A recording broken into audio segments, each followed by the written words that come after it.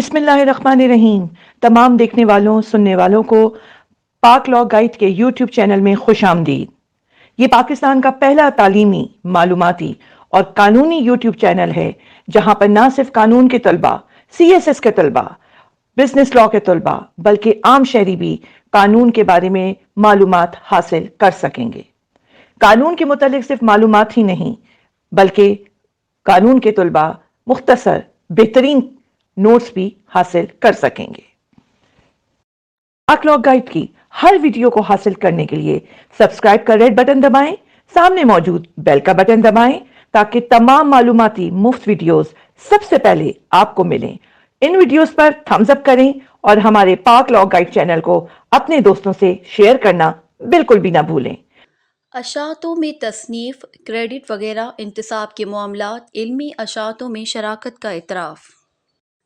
تعارف: علمی اور تحقیق کی دنیا میں اشاعتی معلومات کو پھیلانے، علم کو بانٹنے اور کسی خاص شعبے میں مہارت قائم کرنے میں اہم کردار ادا کرتی ہیں۔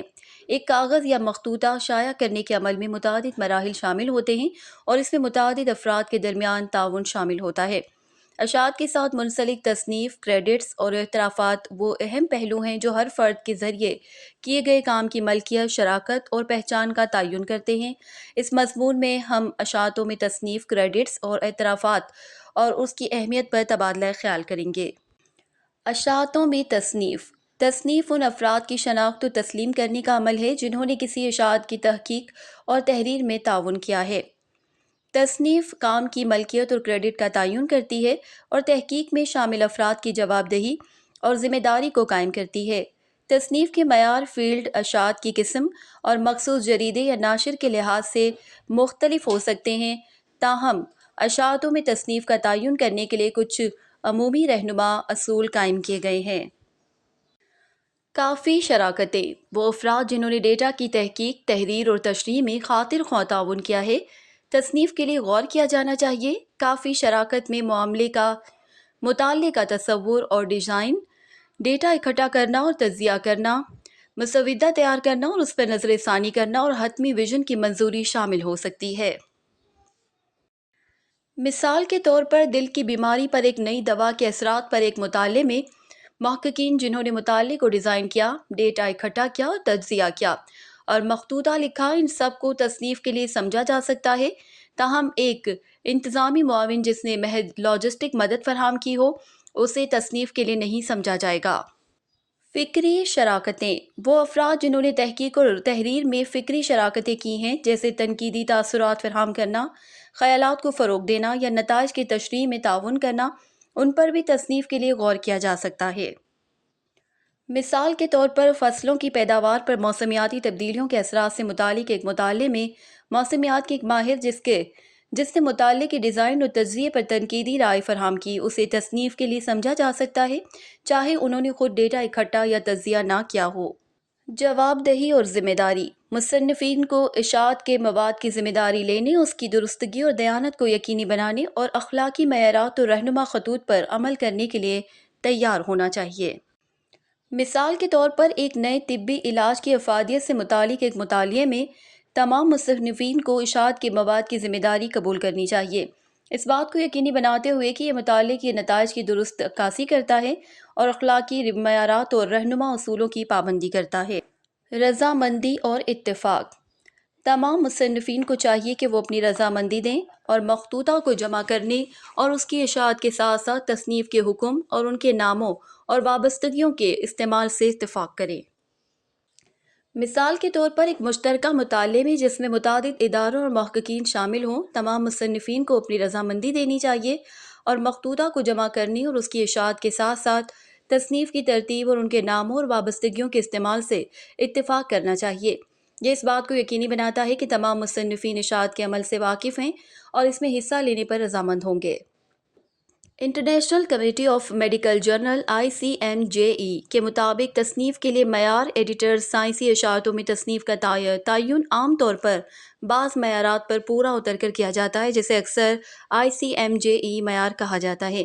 یہ معیار international committees of medical journal editors کے ذریعے قائم کیے گئے تھے اور بڑے پیمانے پر بائیو میڈیکل ریسرچ میں تصنیف کے معیار کے طور پر پہچانے جاتے ہیں۔ ICMJE کا معیار یہ بتاتا ہے کہ مصنفین کو درج ذیل 4 شرائط کو پورا کرنا چاہیے: کام کے تصور یا ڈیزائن یا کام کے لیے ڈیٹا کے حصول، تجزیہ یا تشریح میں خاطر خواہ شراکت، اہم فکری مواد کے لیے کام کا مسودہ تیار کرنا یا اس پر تنقیدی نظر ثانی کرنا، شائع ہونے والے ورژن کی حتمی منظوری، کام کے تمام پہلوؤں کے لیے جواب دہ ہونے کا معاہدہ اس بات کو یقینی بنانے کے لیے کہ کام کے کسی بھی حصے کی درستگی یا سالمیت سے متعلق سوالات کی مناسب طور پر چھان بین اور حل کیا جائے۔ یہ معیار اس بات کو یقینی بناتے ہیں کہ تمام مصنفین نے تحقیق میں اہم کردار ادا کیا ہے اور وہ اشاعت کی درستگی اور سالمیت کے ذمہ دار ہیں۔ مصنفین کی ترتیب، کسی اشاعت میں مصنفین کی ترتیب ایک اہم غور و فکر ہو سکتی ہے اور ہر مصنف کی متعلقہ شراکت کی عکاسی کر سکتی ہے۔ علمی اشاعتوں میں مصنفین کی ترتیب کا تعین عام طور پر تحقیقی منصوبے یا مخطوطہ میں ہر مصنف کی شراکت کی ڈگری سے ہوتا ہے۔ پہلا مصنف عام طور پر وہ شخص ہوتا ہے جس نے پروجیکٹ میں سب سے اہم شراکت کی ہو، جیسے کہ تحقیقی آئیڈیاز تیار کرنا، تجربے کو ڈیزائن کرنا، ڈیٹا اکٹھا کرنا اور تجزیہ کرنا اور مخطوطہ لکھنا۔ پہلا مصنف اکثر اس منصوبے کی ذمہ دار بنیادی محقق ہوتا ہے اور وہ شخص ہو سکتا ہے جو نتائج کو پیش کرنے میں پیش ہو۔ دوسرے اور اس کے بعد کے مصنفین کو عام طور پر پروجیکٹ یا مخطوطہ میں شراکت میں کمی کی ترتیب میں درج کیا جاتا ہے، تاہم قطعی ترتیب فیلڈ یا نظم و ضبط کے کنونشنز پر بھی منحصر ہو سکتی ہے۔ مثال کے طور پر کچھ شعبوں میں آخری مصنف سینئر مصنف ہے جس نے پروجیکٹ کے لیے فنڈنگ، نگرانی یا رہنمائی فراہم کی ہو سکتی ہے اور اسے احترام اور پہچان کی علامت کے طور پر آخری درج کیا جا سکتا ہے۔ ایسی صورتوں میں جہاں متعدد مصنفین نے مساوی شراکت کی، مصنفین کی ترتیب کا تعین مصنفین کے درمیان گفت و شنید یا بحث کے ذریعے کیا جا سکتا ہے۔ بعض صورتوں میں مصنفین حروف تہجد کی ترتیب کو استعمال کرنے کا انتخاب کر سکتے ہیں تاکہ تصنیف کی ترتیب پر کسی بھی سمجھے جانے والے تعصب یا تنازعات سے بچ سکیں۔ مصنفین کے لیے ضروری ہے کہ وہ اشاعت کے لیے مخطوطہ جمع کرنے سے پہلے مصنفین کے حکم پر بحث کریں اور اس پر اتفاق کریں، اور مخطوطہ یا اعترافات کے حصے میں تمام مصنفین کی شراکت کو تسلیم کریں۔ اشاعتوں میں کریڈٹس ان افراد کو دی گئی شناخت کا حوالہ دیتے ہیں جنہوں نے اشاعت میں تعاون کیا ہے لیکن تصنیف کے معیار پر پورا نہیں اترتے ہیں۔ کریڈٹس میں فنڈنگ، تکنیکی مدد، انتظامی مدد یا شراکت کی دوسری شکلیں شامل ہو سکتی ہیں جو تصنیف کی ضمانت نہیں دیتی ہیں۔ کریڈٹ کا استعمال جرائد اور پبلشرز میں مختلف ہوتا ہے، لیکن کریڈٹس کی کچھ عام مثالیں شامل ہیں۔ فنڈنگ کا اعتراف، اس کا استعمال ان تنظیموں یا ایجنسیوں کو پہچاننے کے لیے کیا جاتا ہے جنہوں نے تحقیقی کام کے لیے مالی مدد فراہم کی۔ فنڈنگ کا ذریعہ مخطوطہ میں واضح طور پر بیان کیا جانا چاہیے، گرانٹ نمبر اور دیگر متعلقہ تفصیلات کے ساتھ۔ مثال کے طور پر مصنفین گرانٹ نمبر XYZ کے تحت نیشنل سائنس فاؤنڈیشن NSF کی مالی مدد کو تسلیم کرنا چاہیں گے۔ تکنیکی مدد کا اعتراف، اس کا استعمال ان افراد یا تنظیموں کی شناخت کرنے کے لیے کیا جاتا ہے۔ تکنیکی کی مدد فراہم کی جاتی ہے جیسے شماریاتی تخلیق، لیبارٹری سپورٹ یا ڈیٹا ابواب۔ مخطوطہ میں ہر فرد یا تنظیم کے تعاون کو واضح طور پر بیان کیا جانا۔ مثال کے طور پر ہم جان اسمتھ کا شماریاتی تخلیقی اور ڈیٹا کے انتظام میں تکنیکی مدد کے لیے شکریہ ادا کرنا چاہیں۔ تعاون کنندہ کا اعتراف، اس کا استعمال ان افراد یا تنظیموں کو پہچاننے کے لیے کیا جاتا ہے جنہوں نے تحقیقی کام میں تعاون کیا ہے۔ مخطوطہ میں ہر ساتھی کی شراکت کو واضح طور پر بیان کیا جانا چاہیے۔ مثال کے طور پر ہم XYZ ریسرچ انسٹی ٹیوٹ میں ڈاکٹر جین ڈو اور ان کی ٹیم کے تعاون کے شکر گزار ہیں جنہوں نے پورے مطالعے میں قیمتی رائے اور مدد فراہم کی۔ اشاعتوں میں اعترافات تشکر یا اعتراف کے بیانات ہیں جو اشاعت کے آخر میں ان لوگوں کے لیے تعریف کے اظہار کے لیے دیے جاتے ہیں جنہوں نے تحقیق میں تعاون کیا ہے لیکن تصنیف کے معیار پر پورا نہیں اترتے ہیں۔ اس حصے میں عام طور پر وہ افراد یا تنظیمی شامل ہوتے ہیں جنہوں نے تکنیکی، مالی یا مادی مدد فراہم کی ہے، ساتھ ہی ساتھ جنہوں نے قیمتی رائے یا مدد فراہم کی ہو۔ اعترافات کسی بھی اشاعت کا ایک لازمی جزو ہوتے ہیں کیونکہ وہ دوسروں کی شراکت کے بارے میں محقق کی پہچان کو ظاہر کرتے ہیں اور سائنسی برادری کے اندر مثبت تعلقات قائم کرنے اور برقرار رکھنے میں مدد کرتے ہیں۔ وہ قارئین کو تحقیق کے لیے اہم سیاق و سباق بھی فراہم کر سکتے ہیں، بشمول مطالعے کے دوران درپیش کسی بھی حدود یا چیلنجز۔ اعتراف کی مثالوں میں جائزہ لینے والوں کا اعتراف، سرپرست کا اعتراف اور ساتھی کا اعتراف شامل ہیں۔ جائزہ لینے والے کا اعتراف۔ اس کا استعمال ان افراد کو پہچاننے کے لیے کیا جاتا ہے جنہوں نے تحقیقی کام پر تنقیدی تاثرات فراہم کیے ہیں، جیسے ہم مرتبہ جائزہ لینے والے، ایڈیٹرز یا ساتھی۔ مثال، مصنفین گمنام جائزہ لینے والوں کا ان کے بصیرت انگیز تبصروں اور تجاویز کے لیے شکریہ ادا کرنا چاہیں گے جنہوں نے اس مقالے کے معیار کو نمایاں طور پر بہتر کیا۔ سرپرست کا اعتراف۔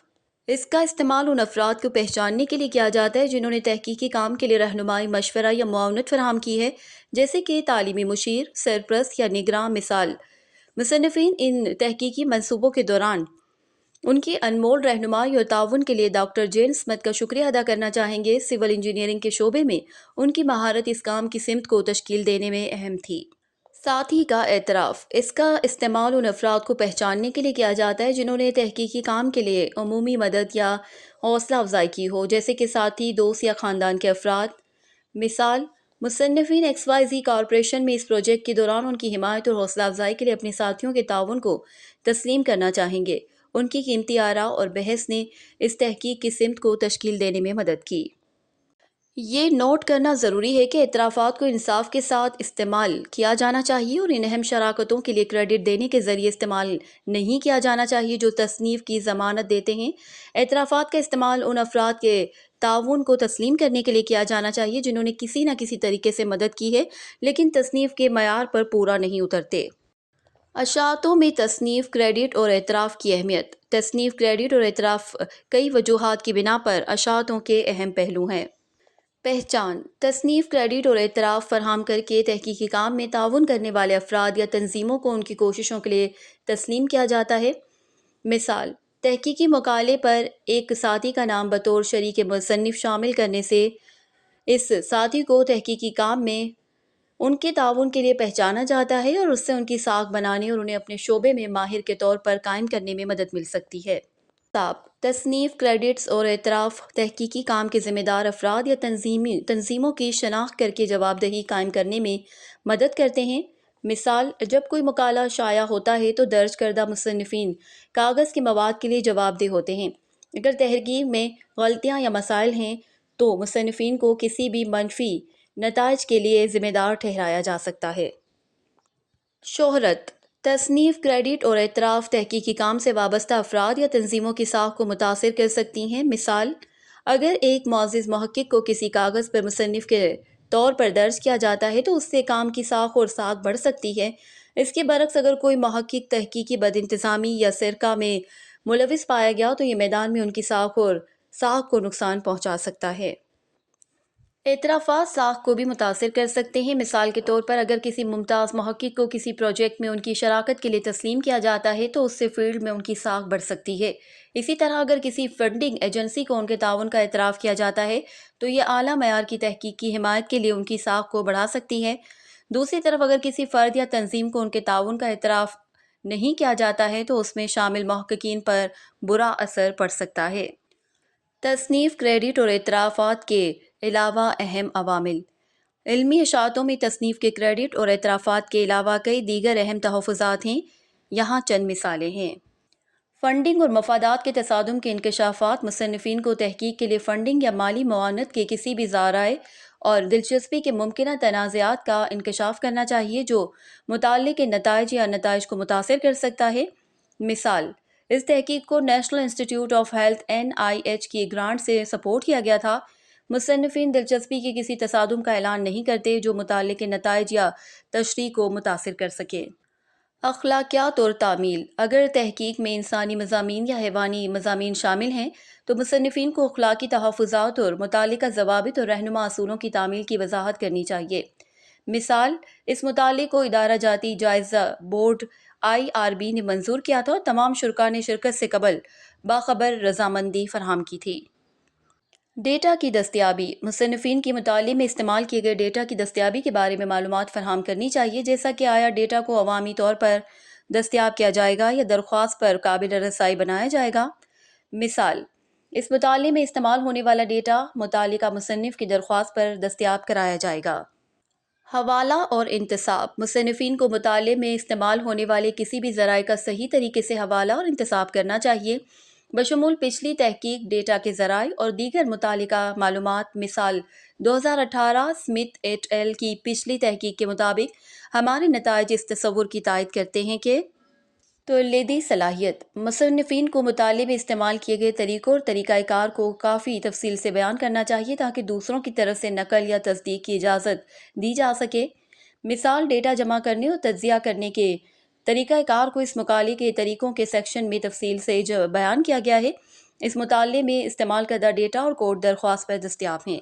فارمیٹنگ اور اسٹائل مصنفین کو اس مخصوص جریدے یا اشاعت کے فارمیٹنگ اور طرز کے رہنما خطوط پر عمل کرنا چاہیے جس میں وہ مخطوطہ جمع کر رہے ہیں۔ مثال، یہ مخطوطہ journal of civil engineering and material science کے فارمیٹنگ اور طرز کے رہنما خطوط پر عمل پیرا ہے، بشمول ٹائمز نیو رومن فونٹ اور 1.1 لائن سپیسنگ کا استعمال۔ مجموعی طور پر ان تحفظات پر توجہ تحقیق کی سالمیت اور شفافیت کو یقینی بنانے اور اشاعت کے معیار اور اثر کو بہتر بنانے میں مدد کر سکتی ہے۔ مطبوعات میں اخلاقی تحفظات اشاعتوں میں اخلاقی تحفظات اس بات کو یقینی بنانے کے لیے اہم ہیں کہ سائنسی تحقیق کی دیانت اور اعتماد کو برقرار رکھا جائے۔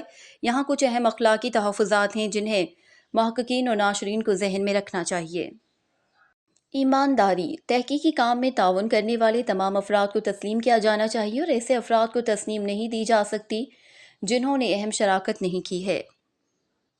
ادبی چوری یہ یقینی بنانا ضروری ہے کہ شائع شدہ تمام کام اصلی ہیں اور مناسب ذرائع سے صحیح طور پر منسوب ہیں۔ ادبی سرقہ کسی اور کے کام کا غیر مجاز استعمال ہے اور یہ سائنسی اشاعت میں ایک سنگین اخلاقی خلاف ورزی ہے۔ ڈیٹا ہیرا پھیری محققین کو اس بات کا یقینی بنانا چاہیے کہ ان کی اشاعتوں میں پیش کردہ ڈیٹا درست اور ہیرا پھیری سے پاک ہو۔ ڈیٹا میں کوئی بھی ہیرا پھیری غلط یا گمراہ کن نتائج کی طرف لے جا سکتی ہے۔ مفادات کا تصادم دلچسپی کے کسی بھی ممکنہ تنازعات کو ظاہر کرنا ضروری ہے جو تحقیق یا اشاعت کے عمل کو متاثر کر سکتا ہے۔ اس میں کوئی بھی مالی یا ذاتی تعلقات شامل ہیں جو مطالعے کے نتائج یا تشریح کو متاثر کر سکتے ہیں۔ باخبر رضامندی انسانی مضامین پر مشتمل کسی بھی تحقیق کو باخبر رضامندی کے رہنما خطوط کی تعمیل کرنی چاہیے، جس کے لیے ضروری ہے کہ مضامین کو مطالعے میں حصہ لینے کے خطرات اور فوائد کے بارے میں مکمل طور پر آگاہ کیا جائے۔ تصنیف تمام مصنفین کو تصنیف کے معیار پر پورا اترنا چاہیے اور انہیں تحقیق میں اہم کردار ادا کرنا چاہیے۔ اعزازی تصنیف یا بوت لکھنا دونوں غیر اخلاقی عمل ہیں۔ ہم مرتبہ کا جائزہ ہم مرتبہ جائزہ اشاعت کے عمل کا ایک لازمی پہلو ہے اور تحقیق کے معیار کو یقینی بنانے میں مدد کرتا ہے۔ جائزہ لینے والوں کو غیر جانبدار ہونا چاہیے اور مصنفین کو ایماندارانہ رائے فراہم کرنی چاہیے۔ خلاصہ یہ کہ اشاعتوں میں اخلاقی تحفظات اس بات کو یقینی بنانے کے لیے ضروری ہیں کہ سائنسی برادری اپنی ساکھ کو برقرار رکھنے اور تحقیقی، اخلاقی اور ذمہ دارانہ انداز میں کی جائے۔ نتیجہ آخر میں تصنیف کے کریڈٹ اور اعترافات تینوں علمی تحریر کے اہم پہلو ہیں جو تحقیقی منصوبوں میں شامل افراد کے تعاون اور تعاون کی عکاسی خود کرتے ہیں۔ اگرچہ تصنیف کے کریڈٹس تحقیق میں کی گئی اہم دانشورانہ شراکتوں پر مبنی ہیں، اعترافات کا استعمال ان شراکتوں کو پہچاننے کے لیے کیا جاتا ہے جو تصنیف کے معیار پر پورا نہیں اترتے لیکن پھر بھی اہم ہیں۔ تصنیف کے کریڈٹ اور اعترافات کو صحیح طریقے سے تفویض کرنے سے علمی ابلاغ میں انصاف پسندی، شفافیت اور درستگی کو یقینی بنانے میں مدد ملتی ہے۔ تصنیف کا کریڈٹ تفویض کرتے وقت اخلاقی رہنما خطوط اور بہترین طریقوں پر عمل کرنا بہت ضروری ہے کیونکہ اس سے تحقیق اور اس میں شامل مصنفین کی دیانت داری اور ساکھ میں مدد ملتی ہے۔ مزید جاننے کے لیے اپنے سوالات کے لیے اسکرین پہ موجود ای میل ایڈریس یا واٹس ایپ نمبر پر آپ کانٹیکٹ کر سکتے ہیں۔